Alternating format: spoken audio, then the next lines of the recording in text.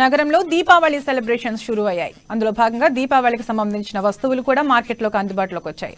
నగరంలోని అంగరంగ వైభవంగా దివాళీ వేడుకలు జరుగుతాయని పలువురు వ్యాపారవేత్తలు చెబుతున్నారు. ప్రతి సంవత్సరం ఎలా ఉంటుందో ఈ సంవత్సరం కూడా అలాగే జరుగుతుంది. ఇక మేము ప్రతి సంవత్సరం పెడతాం అన్నమాట. గత 10 సంవత్సరాలు కూడా ఇక్కడే పెడతాం మేము. అయితే మా దగ్గర వచ్చే మాల్ అంతా మేము కలకత్తాకి వెళ్ళి వస్తుంది, ఇంకా చెన్నైకి వెళ్ళి వస్తుంది అనమాట. లోకల్ దీపావళికి చాలా డిమాండ్ ఉంటుంది.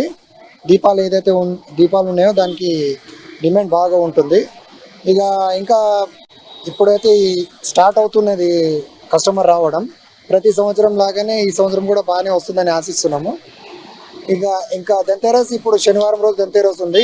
ఇక అప్పటి నుండి దీపాలు బాగా సేల్ అవుతాయి అన్నమాట. అప్పటి వరకు ఈ దీపాలు అయితే చాలా వరకు వెళ్ళిపోతాయి మాకు. ఇక దాని తర్వాత 3 days ఇక మిగతా వాటి మీద ఉంటుంది అనమాట. పూజ సామాన్లు అవి పోవడం జరుగుతుంది అనమాట. అంటే జనరల్ గా ఇప్పుడు ఇన్ని వెరైటీ ఆఫ్ దీపంతులు ఉన్నాయి కదా, కొన్ని వాటి పైన పెయింటింగ్స్ ఉన్నాయి, కొన్ని వాటర్ పోస్తే వెలుగుతున్నట్టు అట్లా చూపించారు. అంటే ఇది వరకు అటువంటివి ఏం లేకుండే. మనకు తెలిసి దీపంతులు అంటే నార్మల్ ఇట్లాంటివే చూపించేటోళ్ళు కదా. మరి దాని గురించి ఏం చెప్తారు? అంటే ఎట్లా వస్తున్నాయి అసలు? అవన్నీ కలకత్తా నుంచే మీరు తెప్పించుకున్నారా? ఇప్పుడు ఈ రెడ్ ఏదైతే కనిపిస్తున్నాయి ఇవన్నీ కలకత్తాకి వెళ్ళి వచ్చినాయి. ఇంకొకటి అవి వేరే కలర్ లో కనిపిస్తున్నాయి, అది చెన్నైకి వెళ్ళి వచ్చినాయి అనమాట. అది కాక ఇప్పుడు మొన్న యుద్ధం జరగడం వల్ల ఆయిల్ రేట్లు చాలా పెరిగినాయి. దానివల్ల ఏమైంది, ఇది ఆలోచనతోటి కొంచెం దీపంతాలు జస్ట్ ఒక 4 డ్రాప్లు ఆయిల్ మన వాటర్ వేసామనుకోండి వెలిగిపోతుంది.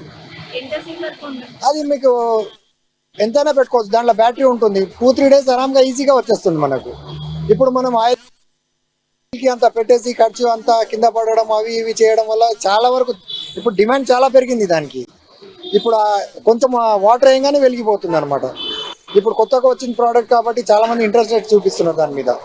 అట్లే నమస్కారం అండి అందరికీ, దీపావళి అడ్వాన్స్